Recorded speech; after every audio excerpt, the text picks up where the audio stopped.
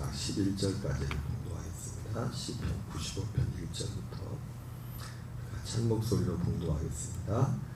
오라 우리가 여호와께 노래하며 우리의 구원의 반석을 향하여 즐거이 외치자.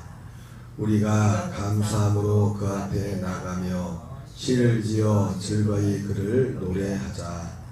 여호와는 크신 하나님이시요 모든 신들보다 크신 왕이시기 때문이로다.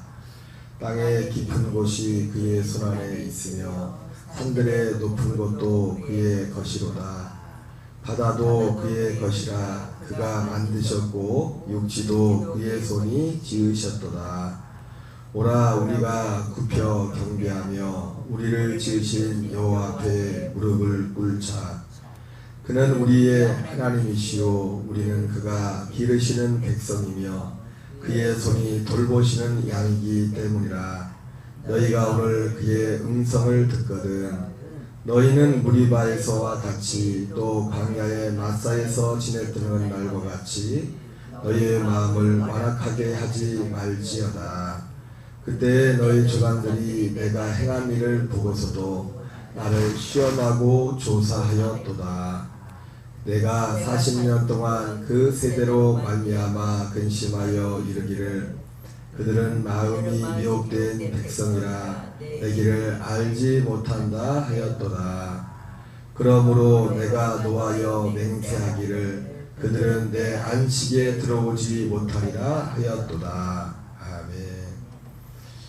할렐루야. 오늘은 시편 95편 1절부터 11절까지 본문의 말씀을 중심으로 참된 예배자가 보는 두 가지, 참된 예배자가 본 두 가지라는 제목으로 하나님의 말씀을 전하도록 하겠습니다. 오늘 시편 95편은 다윗이 시라고도 합니다. 오늘 크게 보면 1절부터 7절까지는 오늘 다윗이 하나님 앞에 이스라엘 백성들 향하여 하나님 앞에 나와서 주님을 제사하는 예배하는 예배로의 초청이 기록되어 있습니다. 그리고 그 하나님을 예배해야 될 이유에 대해서 말씀하면서 그러면서 8절부터 11절까지는 예배로 초청하면서 또 하나의 어떤 경고를 하고 있습니다.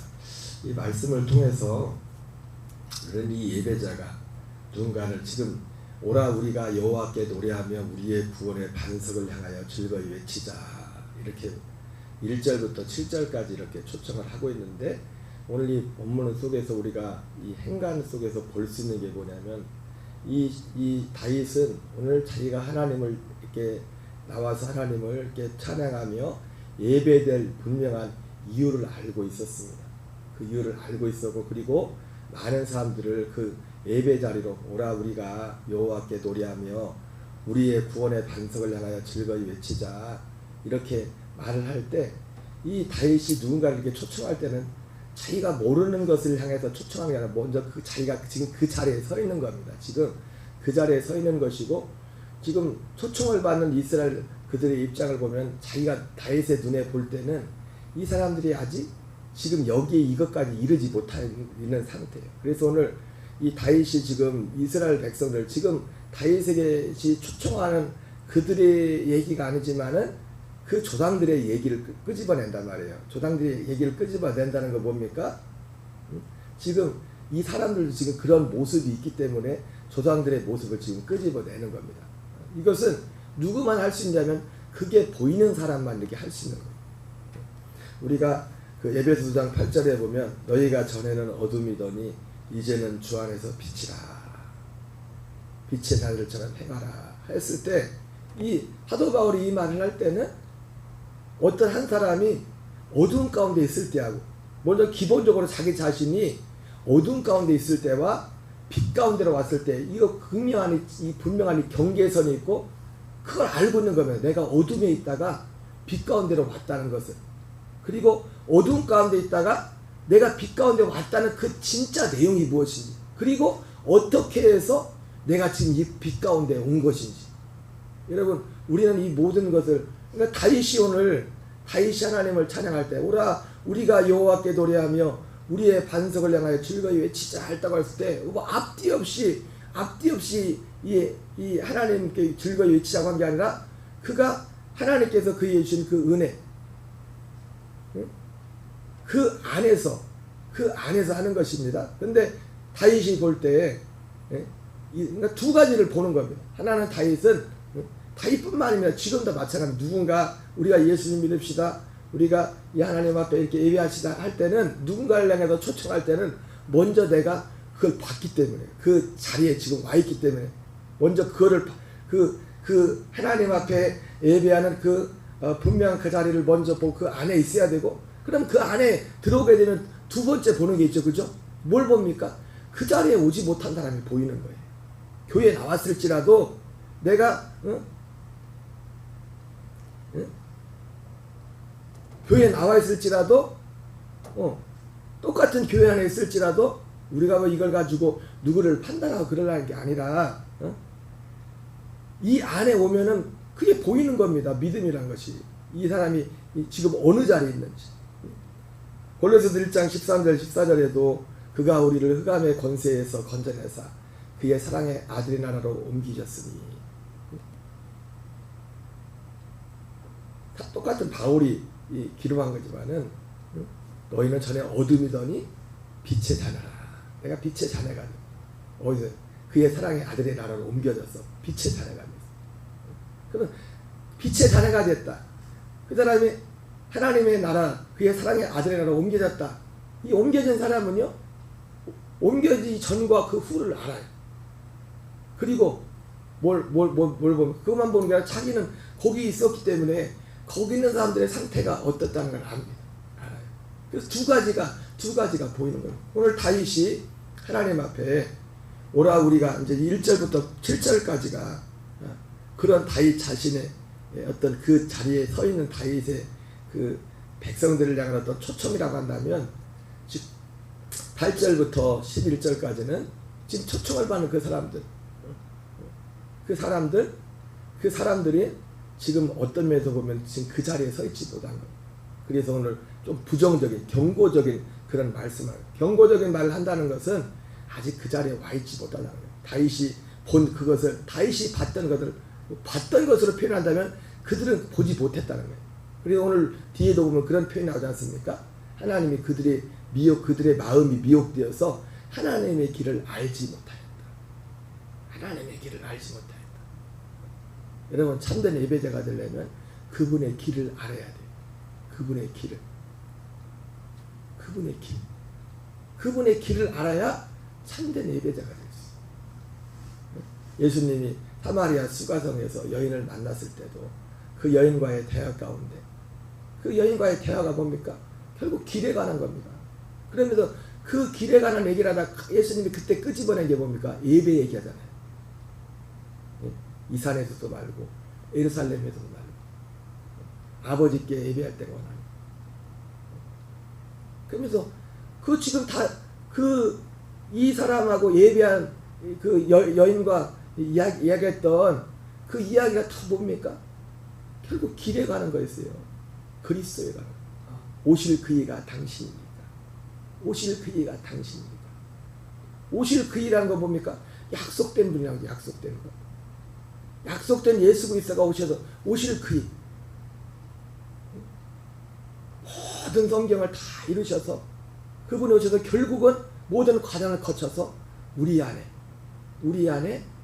약속의 성령으로 오셔서 우리 안에 성령의 처음 익은 열매가 되시는 그리스도를 주었습니다.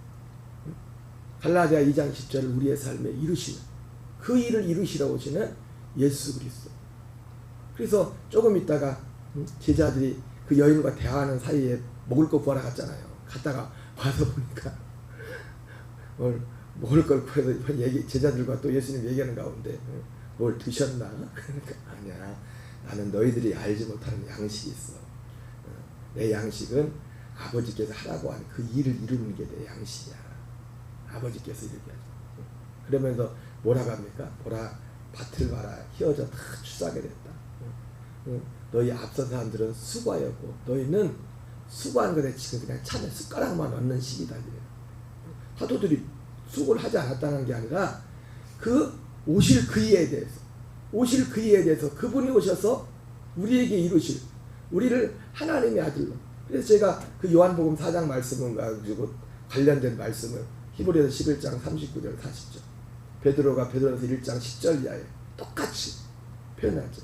마태복음 20장에 포도원 품꾼의 비유가 그래서 예수님이 하시고자 했던 말씀이 여러분 천국은 마태복음 20장도 천국의 비유예요. 천국의 비유. 예수님이 직접 입으로 시편 말씀을 인용하면서 이 천국의 비유를 말씀하실 때 저는요 사실은요 매일 이 설교하지만요 나는 이 설교할 때마다 나는 가슴이 벌떡벌떡 뛰어요. 내가 어떻게 이걸 알게 됐나.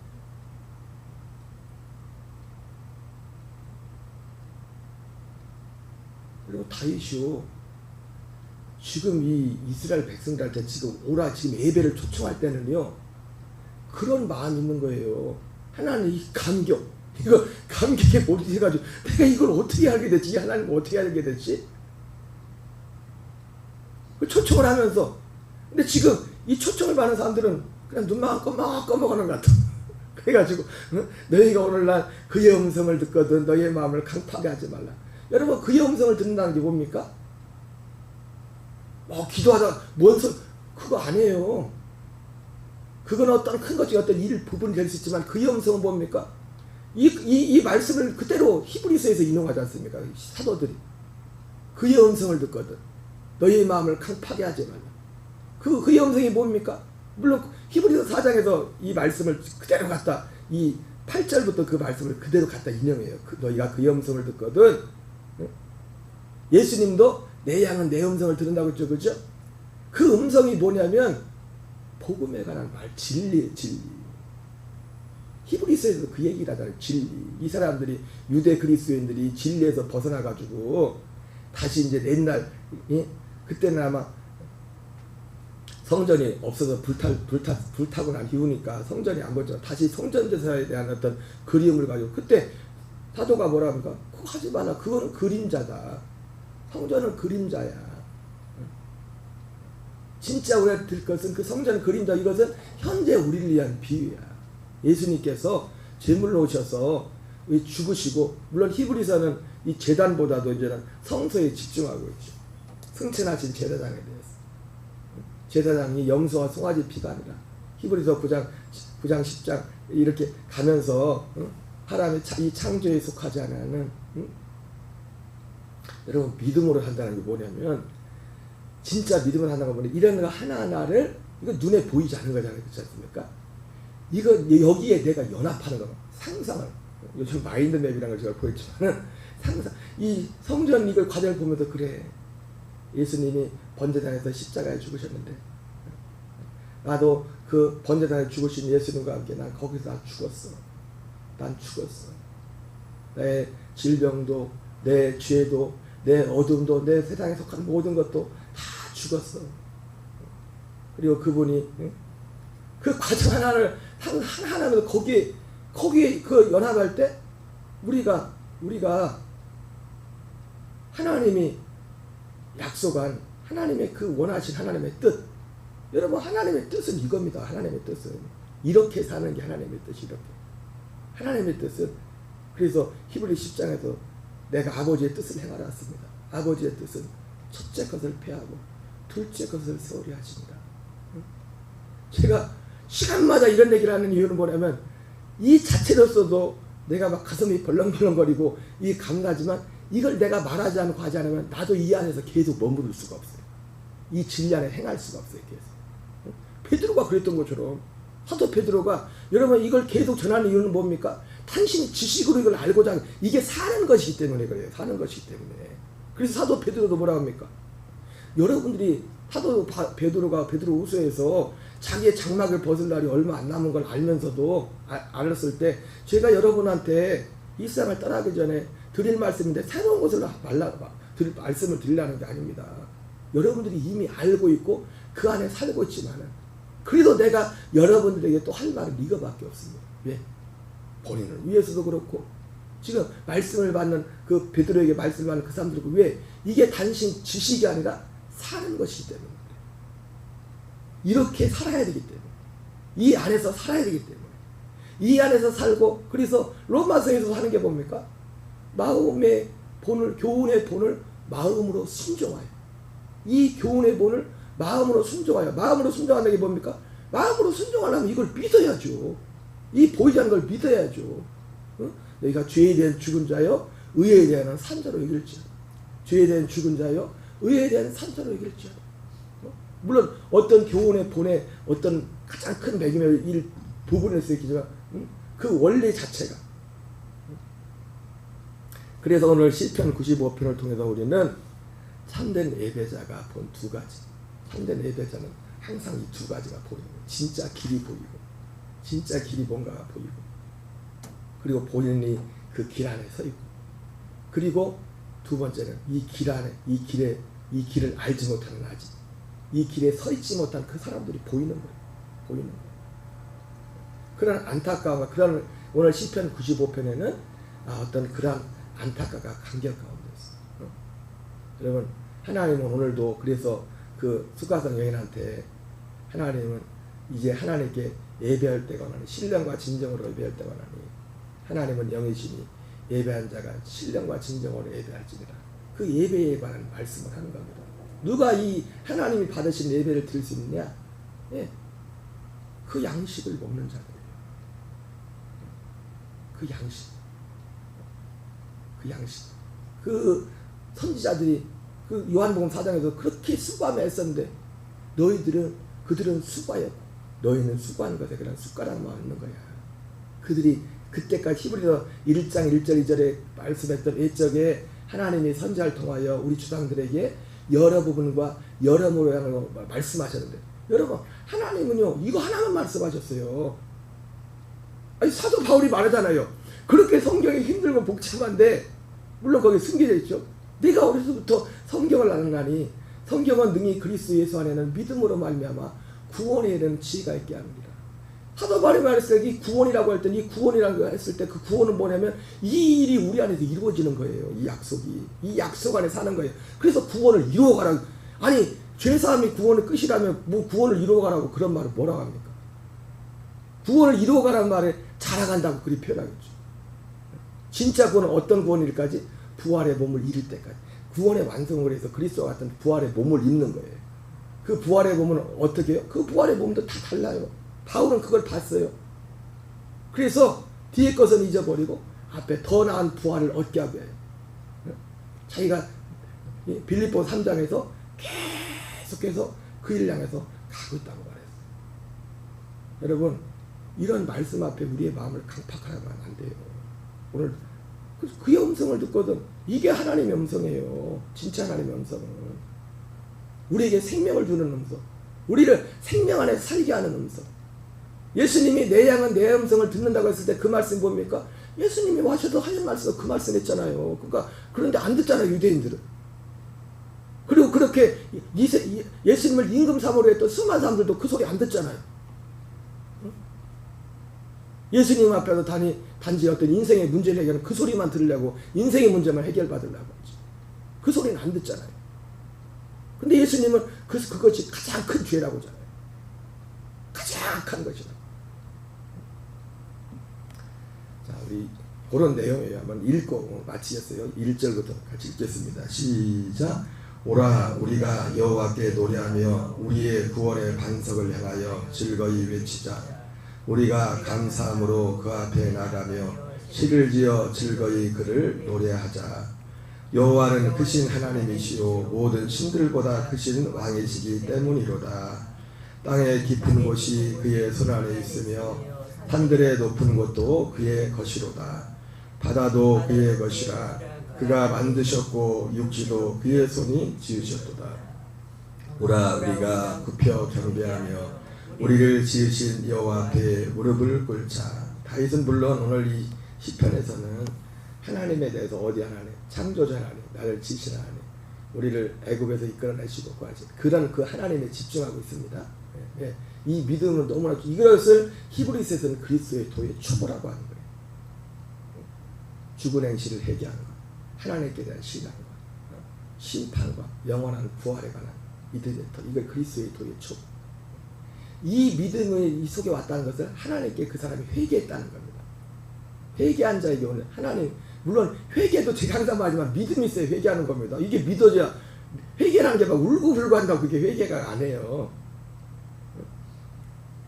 그 길을 알아야 하나님 전도서 12장에 나오는 것처럼 쫙 얘기하면서 이의 결국을 다 들어서 전도서 12장의 말씀이 진짜 아멘이 되면은 그게 회개한 거예요. 중심, 저희 삶을 들었어요. 일의 결국을 다 들었으니 하나님을 경외하고 그의 명령. 여러분, 하나님이 경외하는 게 경외해요 한다고 경외합니까 사람이? 내 안에 전혀 없던 깨닫고 뭐가 와야 되는 거예요. 와야 돼야. 그래서 믿음과 회개는 사실 동전의 양면이에요. 동전의 양면. 그래서 루터라는 사람은 이 믿음의 과정을 회개라는 단어를 써가지고 말을 했고, 똑같은 걸 가지고 전 웨슬레 목사님은 은혜라는 걸 가져요. 은혜라는 걸 단어를 썼어요. 근데 똑같아 과정은. 왜? 은혜와 회개는 동전의 양면이에요. 은혜와 회개. 떼굴떼굴 굴른다고 그게 회개한 게 아니라, 은혜가 와서 이 깨달아 여기에 갔을 그걸 회개했다는 거, 그걸 회개했다는 거. 이것을 받아들였다는 거. 7절에 있습니다. 그는 우리의 하나님이시요 우리는 그가 기르시는 백성이며 그의 손이 돌보시는 양이기 때문이라. 너희가 오늘 그의 음성을 듣거든 너희는 무리바에서와 같이 또 광야의 마스에서와 지내던 날 같이 너희 마음을 완악하게 하지 말지어다. 1절 7절에서 내가 하나님을 예배할 이유에 대해서 말합니다. 여러분, 하나님한테 물어봐야 돼. 물어봐야 돼. 한국 교인들은 은혜 받았습니다 했을 때도 뭐에 대체 은혜 받았냐고 물어봐야 돼. 은혜 받았다는 말에 속으면 안 돼. 대체 뭐에 은혜를 받았냐고. 뭐에 은혜를. 9절이 있습니다. 그때 너희 조상들이 내가 행한 일을 보고서도 나를 시험하고 조사하였도다. 내가 40년 동안 그 세대로 말미암아 근심하여 이르기를 그들은 마음이 미혹된 백성이라 내 길을 알지 못한다 하였도다. 그러므로 내가 노하여 맹세하기를 그들은 내 안식에 들어오지 못하리라 하였도다. 예. 너희가 그의 음성, 그의 길, 그의 음성. 하나님의 음성은 우리가 가야 될 길에 관한 말씀이에요. 길. 예수 그리스도 하나님께 회개하고 예수 그리스도의 믿음을 통해서 나는 죽고 그리스도로 사는 순간순간 이 믿음의 훈련을 통해서 순종을 통해서 그리스도의 장성한 믿음의 분량에 이르는 것. 하나님의 일, 예수님이 말씀하신 하나님의 일은 이거 하나를 말합니다. 이 일을 하면서 이 땅에 사실은 제일 목적이 이거 하나예요. 이게 목적이. 이게 어떤 수단도 아닙니다. 이 자체가 목적이에요. 근데 이 자체가 목적인데 이 땅의 것들은 하나님이 그냥 더하셔. 아니 이 땅의 것이 뺏길지라도 이거는 뺏기지 않아야 돼. 그래서 마태복음 13장에서 이것을 발견한 자는 이게 최고의 가치라고 했어요. 자기 소유를 팔아서 이것을 샀다고 했어요. 육을 입고 있기 때문에 여전히 불완전하고 연약한 내 모습이 있지만은 그러나 이 안에서 살고자 하는, 이 안에서 이 의식과 이 안에서 순간순간 살고자 하는 세상 것 때문에 내 마음을 세상 것에 뺏기지 않고 이 그리스도 안에서 그 생명에 살고자 하는 그 마음과 순종, 이것이 하나님이 받으시는 예배자의 그런 모습인 것을 오늘 다윗은 말하고 있습니다. 그림 한 장 보고 말씀을 마치겠습니다. 2시간 찍었는데 다윗을 그리라고 했더니 이걸 그려줘가지고 다윗이 오늘 시편 95편에서 예배자리로 추천해요. 다윗은 그러나 두 가지를 봤어요. 두 가지를 본 사람. 하나는 진짜 예배 이유를 그 안에 들어가는. 그러나 반면에 다윗은 그것만 본 게 아니라 오늘 이런 사람들의 모습, 지금 과거에 이 백성들 무리바 무리에서 뒤에 무리바 무리인지 마산지 불이 터졌나봐. 하나님의 불순종하다. 그의 음성에 불순종하다. 그의 길을 알지 못해. 왜 불순종해요? 그의 길을 아직 모르기 때문에. 길을 알아야 순종할 수가 있습니다.